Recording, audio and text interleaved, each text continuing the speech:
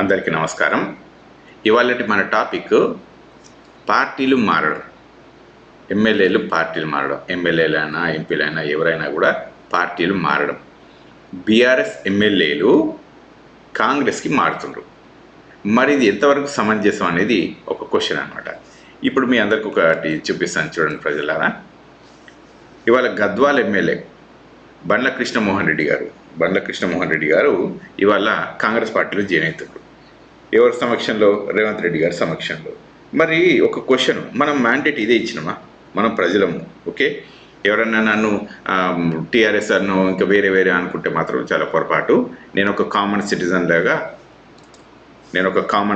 లాగా ఒక నార్మల్ వ్యక్తిలాగా, మీలో ఒకటిలాగా, మన అందరం మనసులో ఉన్న భావాల్ని, మన డెమోక్రసీని కాపాడాలనుకున్న ప్రతి ఒక్క వ్యక్తి తరఫున నేను ఈ వీడియో చేస్తున్నా.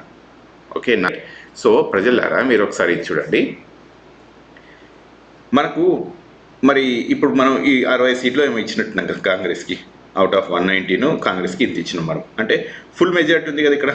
ఫుల్ మెజారిటీ ఉన్న వాళ్ళే మళ్ళీ ఈ ఎమ్మెల్యేలను ఎందుకు దొరికొస్తుంది? నేను కేసీఆర్ రేవంత్ రెడ్డి గారు ఈ ఎమ్మెల్యేలను అందరినీ, ఈయనొక్కలే కాదు, ఇప్పటికే 6 జాయిన్ అయ్యారు.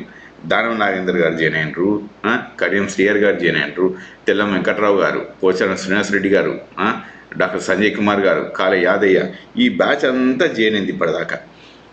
ఇవాళ కొత్తగానేమో మరి గద్వాల ఎమ్మెల్యే కృష్ణమోహన్ రెడ్డి గారు జాయిన్ అవుతుండ్రు. అంటే ఇప్పుడు ఫుల్ మ్యాండేట్ ఇచ్చిన తర్వాత ఎందుకు చేసుకుంటున్నారు అంటే, మరి మీ పార్టీలో ఉన్న ఎమ్మెల్యేల మీద మీకు నమ్మకం లేదా? నాకు కొన్ని క్వశ్చన్స్ ఉన్నాయి ఇక్కడ, నేను ఆ క్వశ్చన్స్ అడుగుతున్నాను. మీ పార్టీ ఎమ్మెల్యేల పైన మీకు నమ్మకం లేదా? నంబర్ 1. నంబర్ 2, పార్టీలో మీకు బలం లేదా? మీతో జాయిన్ అయితే అప్పుడు మీకు పర్సనల్గా మీకు ఏమన్నా బలం వస్తుందా రేవంత్ రెడ్డి గారు? ఇది నా 2వ క్వశ్చన్. 3వ క్వశ్చన్ ఇంకా చూపిస్తాను చూడండి ప్రజలారా, ఎందుకంటే నేను మర్చిపోతానేమో అనుకోని రాసుకొచ్చిన కొన్ని. ఇప్పుడు ఇవాళ డెమోక్రసీని చంపేస్తుండ్రు మీరు. ఇవాళ డెమోక్రసీని చంపేసి మీ గవర్నమెంట్ను కాపాడుతా అంటున్నారు. ఎవరు ఏమనుకున్నా నేను పట్టించుకోను, నేను డెమోక్రసీ అంటే ఈ ఎమ్మెల్యేలు అయితే తీసుకొచ్చుకుంటా చేయించుకుంటా అని అంటున్నాను. అంటే ఇవాళ డెమోక్రసీ చచ్చిపోని, కానీ నా గవర్నమెంట్ ఉండాలి, నా ప్రభుత్వం ఉండాలి, నేను ముఖ్యమంత్రిని ఉండాలి. ఇదేనా మీ ఆలోచన విధానం? అంటే ఇప్పుడు డెమోక్రసీని చంపేస్తే రేపు పొద్దున ఇంకా మీరు పెద్ద పదవిలో ఉంటే మీరు ఇంకా దేన్నైనా కూడా చంపేస్తారు, కాన్స్టిట్యూషన్ని కూడా చంపిస్తారేమో. ఇవన్నీ కూడా ఉన్నాయి కదా మరి దానికి. అంటే మేము ఎట్లా నమ్మాలి ప్రజలు మిమ్మల్ని నెక్స్ట్ టైం? కాన్స్టిట్యూషన్ మీద చంపేస్తారేమో మీరు. ఇవాళ వేరే పార్టీలు ఏవో చేస్తూ ఉన్నారు, రకరకాలుగా దాని కాన్స్టిట్యూషన్ మీద దాడి చేసింది, అవునా? అదే మీరు రేపొద్దున మీరు చేయరని నమ్మకం ఏంది మీకు? ఫ్యూచర్లో మేము ఎందుకు ఓటేయాలి? నంబర్ 4, ఇప్పుడు 3 క్వశ్చన్స్ అడిగేసింది నేను. 4వ క్వశ్చన్, మేము ఇచ్చిన మ్యాండేట్ ఇది కాదు కదా, మేము ఇచ్చిన మ్యాండేట్ అయితే ఈ ఎమ్మెల్యేని జాయిన్ చేసుకోండి అని చెప్పి ఇచ్చింది కాదు కదా. అంటే మా మాటకు విలువ లేదా? మా ఓటు వేసిన తర్వాత ఇక మా మాటకు విలువే లేదా? అంటే న్యూట్రల్గా ఉండి ఓటు వేసే జనాలు ఉంటారు. మీరు ఎవరైనా డబ్బులు తీసుకొని ఓటు వేసారు అని ఆ డైలాగులు కొన్ని కొడుతూ ఉంటారు, కానీ న్యూట్రల్గా ఉంటారు కదా జనాలు.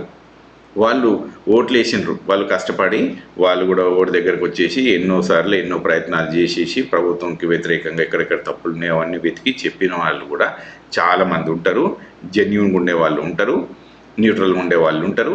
వీళ్ళందరి తరఫున నేను క్వశ్చన్ అడుగుతున్నా, మా మాటకి విలువ లేదా? మా ఓటుకి విలువ లేదా? అంటే గెలిచిన తర్వాత ఏమన్నా చేసుకోవచ్చు అనే నమ్మకం మీకుందా? ఉంటే మాత్రం తప్పు, అది మీరు తప్పు అపోహలలో బతుకుతూ ఉన్నారు. అది ఏ పార్టీ అయినా సరే. అన్నిటికంటే ఇంపార్టెంట్ మీకు ఇంకోటి కూడా చూపిస్తా ప్రజలారా. వీళ్ళు ఇచ్చిందే ఇది, ఈ మేనిఫెస్టో మనం తయారు చేసిందో వీళ్ళు తయారు చేసిందో కాదు. ఇక్కడ చూడండి, ఇది ఎవరో చేసింది కూడా కాదు. మరి స్వయాన మన రాహుల్ గాంధీ గారు, కాంగ్రెస్ పార్టీ, మరి ఇప్పుడు ఆయన ప్రెసిడెంట్ అన్నీ ఉన్నాయి, రేపొద్దున ఆయన ప్రధానమంత్రి కూడా అవుతాడు. ఓకే, అంటే ప్రస్తుతం ఉన్న లెక్కల ప్రకారం. సో 10th షెడ్యూల్ వీళ్ళు వచ్చిన తర్వాత 10th షెడ్యూల్ని మేము తప్పకుండా స్ట్రాంగ్గా రిలీజ్ చేస్తాము. ఎవరన్నా పార్టీ ఎమ్మెల్యేలు కనుక వేరే పార్టీ ఎమ్మెల్యేలు కనుక మారి వచ్చినట్టయితే వాళ్ళని డిస్క్వాలిఫై చేస్తాము. అట్లా కుదరదు. ఎవరన్నా వేరే పార్టీలలో ఉంచి ఇక్కడికి వచ్చి జాయిన్ అయిన వాళ్ళని డిస్క్వాలిఫై చేస్తాము అని చెప్పిండ్రు. నిజానికి రాహుల్ గాంధీ గారు మంచిగానే చెప్పిండ్రు.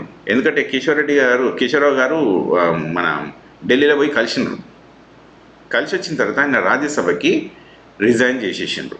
సో ఢిల్లీలో న్యాయంగానే జరిగింది అక్కడ. మరి లోకల్లో ఏమవుతుందండి? లోకల్లో న్యాయం వద్దా?